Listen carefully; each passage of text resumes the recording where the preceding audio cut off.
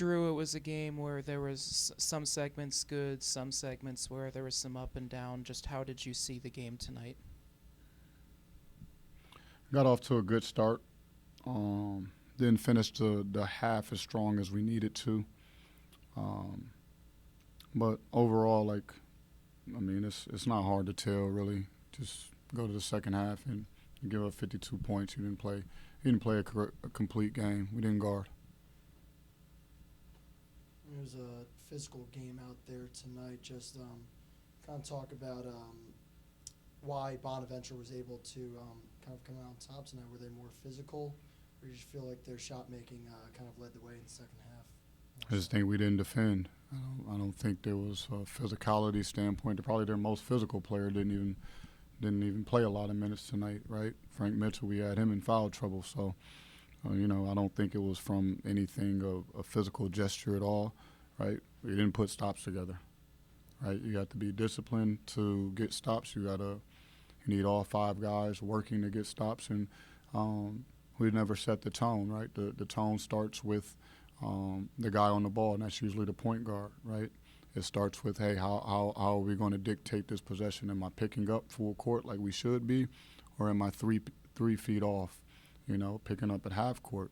That leads to the next guy building up his energy, and we just didn't do that. Simmons goes for 17 in the second half, kind of trouble guarding him anywhere on the court. Just what was the difficulty there? It wasn't any difficulty, right? We didn't guard anybody, right? He was just the beneficiary of making shots, but those could have been anybody's shots, quite frankly, right? That's just what we were doing tonight.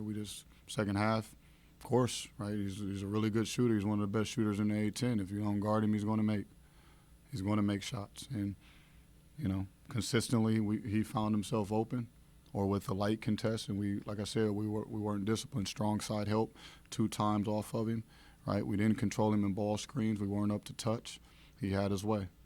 With free throw shooting, too, that was a pretty big disparity tonight. Is that just something that's one of those nights, or is that something you were noticing? When the attempts are in the same ballpark, right? But we didn't make, right? We left 10 on the table, 10 misses, and they made more from that range. But there's a lot to be said about the game other than free throws. Drew, when you go into a game, do you sense if they're not ready to play defense? Did you feel like they were prepared tonight to do what you wanted them to do? Oh, absolutely. We just didn't execute it. Right? And listen, that's on them, but it's on me too. Like, hey, I'm a reflection of every mistake they make at some point, right? So we have to be more dialed in, and we have to have a wheel. Right now, I can't impact wheel. I can't do that. That's where it stops. I can motivate to play, at least help in that direction, right? I can push and I can challenge. Those things I can do, right? I could put together a strategy as well too, right? But your will is that's internal. That's a self thing, right? And you have to want to defend. You have to want, right? And it's going to burn too, right? Your legs are going to be tired. It's going to take a toll on your body, but that's just what it takes to win.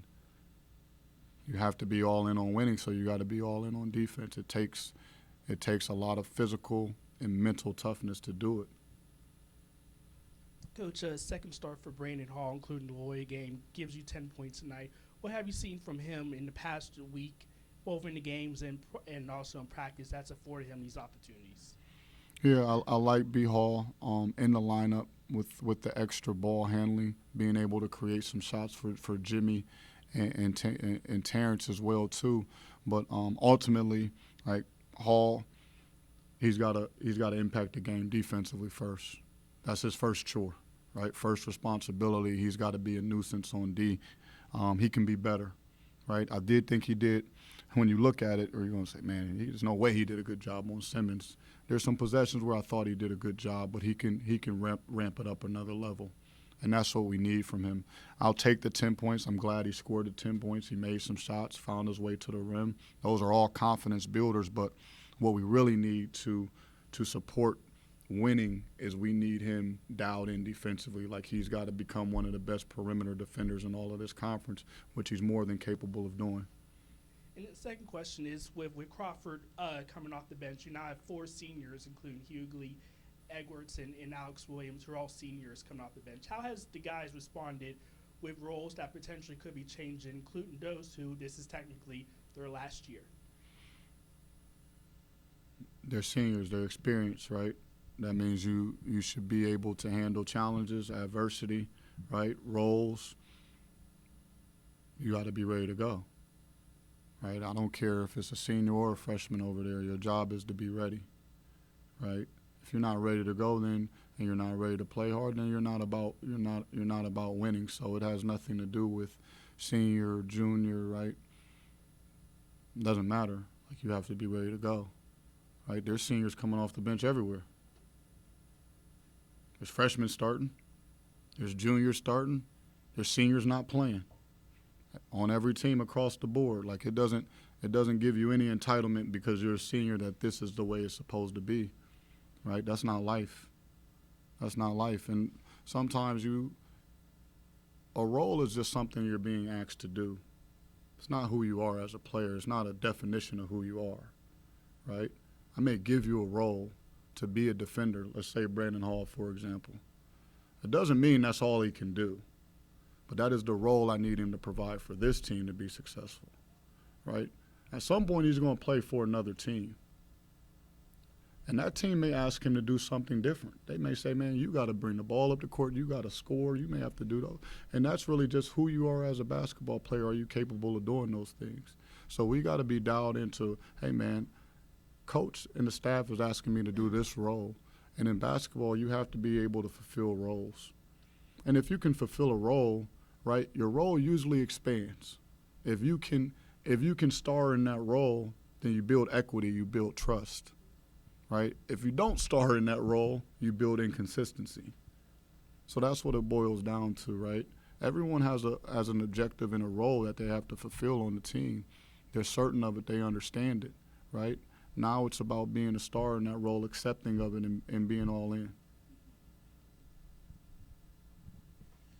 I'm sure Dews will correct me if I'm wrong. Terrence's 12 assists, I believe, tied a program record for a single game. Just what have you liked about how he's shown some confidence in just getting his team involved in his progress through that?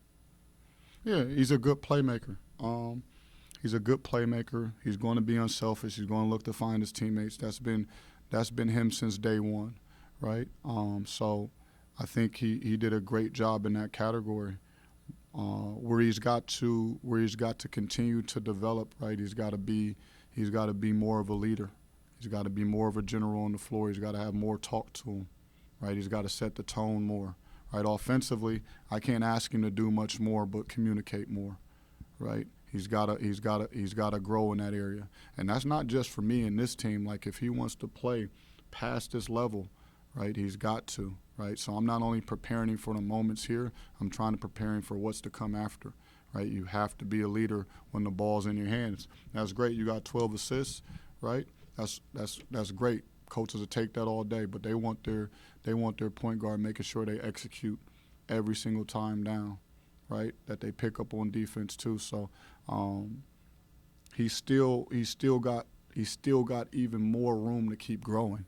So I'm excited about his 12 assists because, right, he continues to get better in that category game by game. His assist numbers keep going up, things we're asking him to do, right? He's not forcing some of the tough ones around the basket. He's finding open teammates, right? So I'm going to send him another challenge as well too.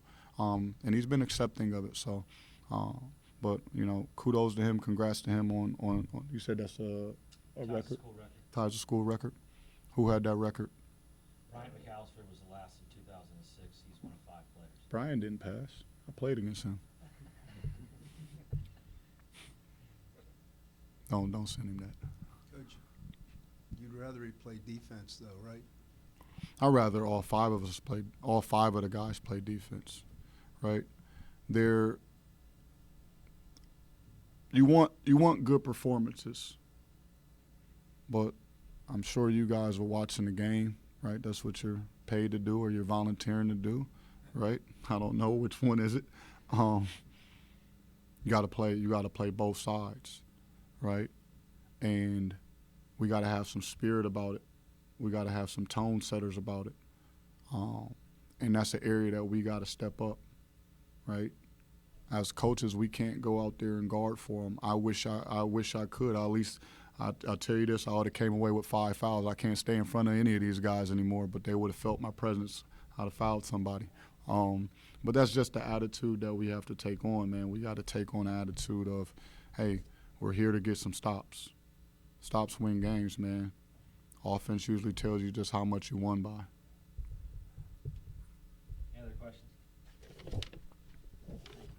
Thank you.